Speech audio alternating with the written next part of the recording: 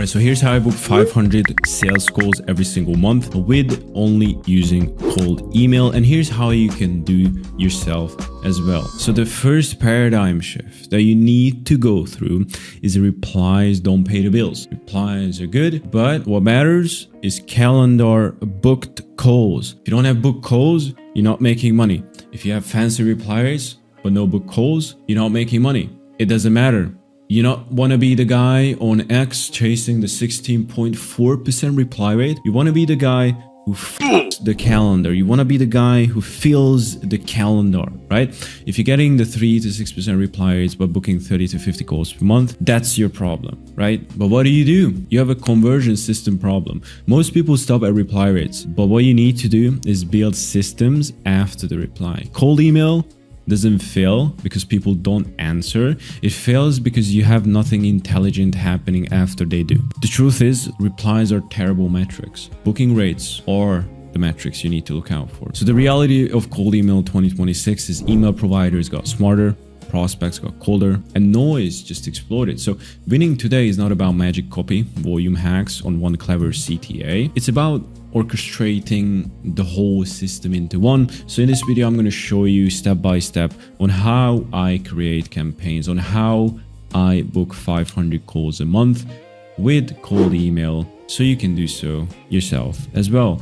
The highest performing operators don't send more emails, they extract more value from every reply. And how can you do that? The mental models that matter here are: reply doesn't automatically equal intent. Speed beats persuasion. Friction kills momentum, and system scales that talent burnout. So if your system depends on you replying perfectly every time, it'll break. The 3 levers that you can control: call volume. After sending hundreds of millions of email, this thing never changed. The total addressable market, the message market fit, and your positioning and offer framing. That's the only 3 levels that matter. If one is weak, if you have a small TAM, everything goes downstream. You cannot book large quantities of meeting. If you have only a TAM of 5K companies, you're never gonna book 500 calls per month. And that's the sad reality of this, right? If one is weak, everything else just goes down. Reply rates without these, it's just insanity. The math no one runs, but I mean, I think you should, and let me explain.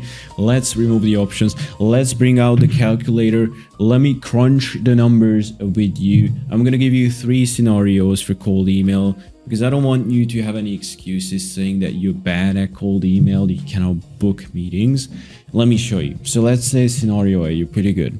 It's 4% reply rate, 20% positive, 20% booking rate. If you want to do 300 bookings per month, you need to send 190k emails, 20% positive and 4% booking rate, and 4% reply rate. Let's say scenario B, your average, you get 2% reply rates. And by the way, this is with out of office, 10% positive, same booking rate, which is 20%. You need to send 750,000 emails a month, same show up rates, but the infrastructure is going to cost 4 times as much. But let's say you're bad, but smart. So you're sending more, 1% reply rate, 5% positive reply, which is very low, right? You need to send 3 million per month volume.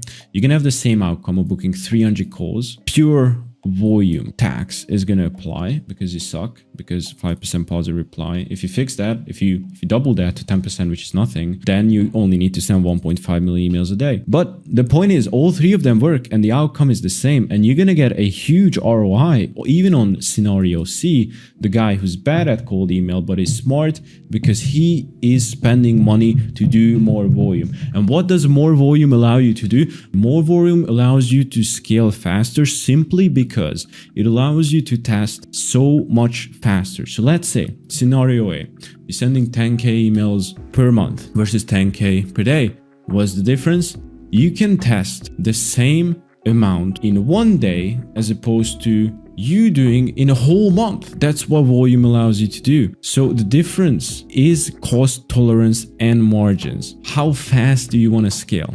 That's the real question that you need to answer yourself. You cannot book 500 calls per month in a tiny market, like I said. So if you want to send this much amount, if you want to do 1 million a month in terms of send, you need a 3 million TAM realistically. Why? Because 90-day rule, like you want to refresh the same leads every 90 days, right? So if you're sending 1 million emails a month, 3 million is what you should have. I'm not counting follow-ups here. If you want to count follow-ups, so let's say you're sending a 3 email sequence and you're sending 1 million email a day, roughly you need 333k leads that are clean in 1 month. But if you do this again for the 3 months, you need in total like 1 million leads. So I mean, if you want to do the math, if you want to do 3 email sequence, if you want to run 1 million email a month, you need 1 million emails total leads to contact. Big 10 markets that you can scale in.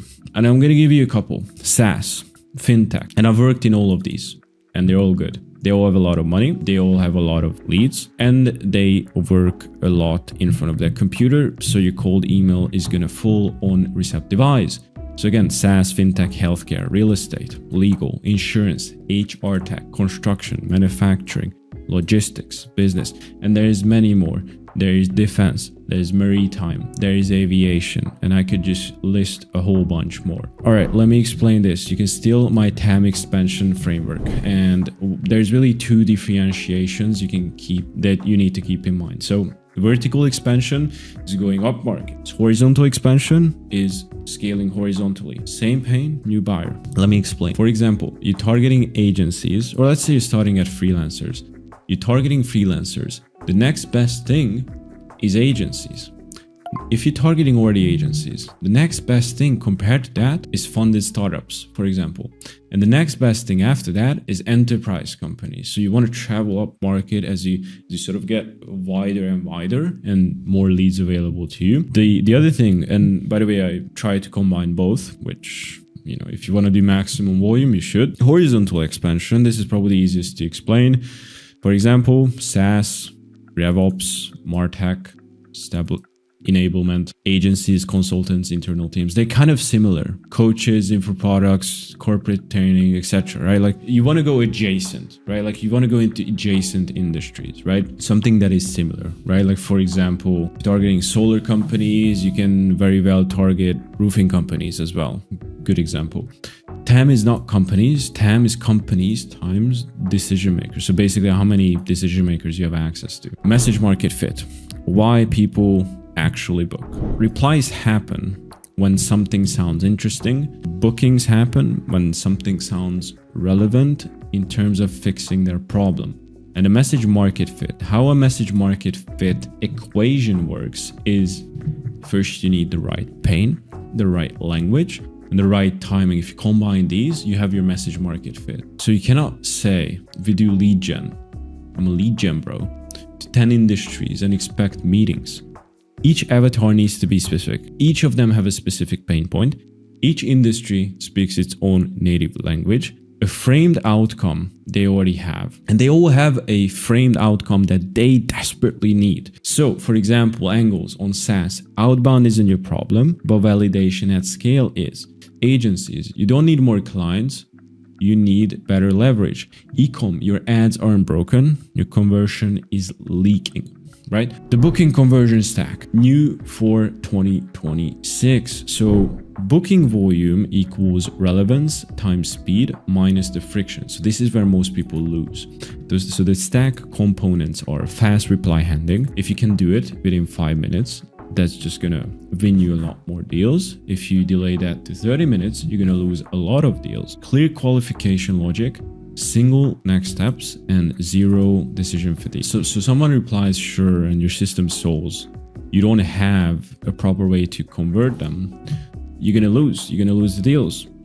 Why some people get 10 times more yeses than others? Why do I get 10 times more yeses than probably you do? Well, tactics open the door, but positioning makes people, want to walk through it. Service providers sell labor.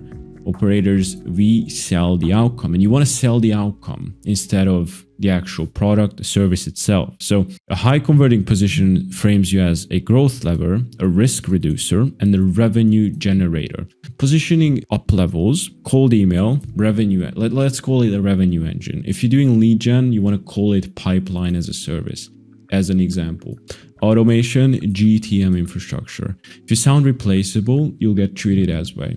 So we technically are doing lead gen for enterprise companies, but framing it as pipeline as a service or a growth partnership And if you're a growth partner, you're not a lead gen bro. So you gotta start acting like one. If they treat you as a lead gen bro, you automatically lost. If you're different, you're better. That's what you need to understand. If you're different, you're better. And if you can understand this, you're gonna win. Next is the follow-up is the real meeting engine. So 50 to 70% of the bookings come after your first email. Just checking in is useless. Every follow-up you do must have one thing: add proof, insight, urgency, or a loop to reopen the conversation. So usually we do follow-ups every 2 to 3 days, so you can steal this cadence.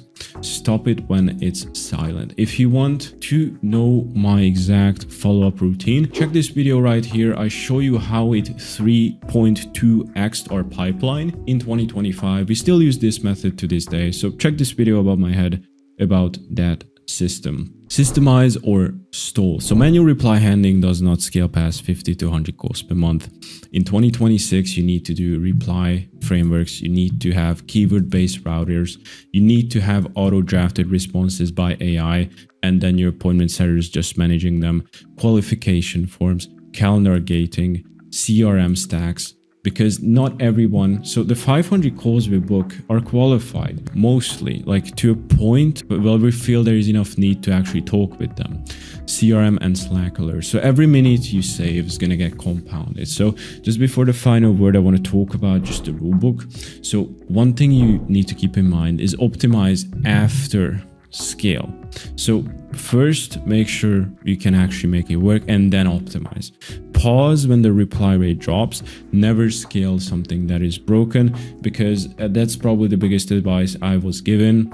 Don't scale something that is broken. If you scale something, you're going to scale the good and the bad. If it's mostly bad, then you're just scaling the shit. So TAM first, then copy, then volume. So remember what I talked to you about: message market fit, total addressable market, and your offer positioning. That's how you can book 500 calls per month. Cold email is not about sending emails, right? It's about turning your attention into meetings predictably. And that's it. You don't need a better copy. You just need a system that converts that attention into book calls. And how you do that, now you know. Total addressable market, message market fit, positioning, and your offer framing. And that's it. Here are again the example scenarios. Feel free to pause the video, feel free to take a screenshot. Well, now you know how I book 500 calls a month. Now the question is, do you want to do what I do? Maybe you do, maybe not. It's quite complex. If you want to do it, feel free to just copy what I'm doing. If you have questions, feel free to message me. I'm happy to help you out. And that's it. I'll see you among the people who book 500 calls. Maybe I do, maybe I don't, but I'll definitely see you in the next ones. Cheers.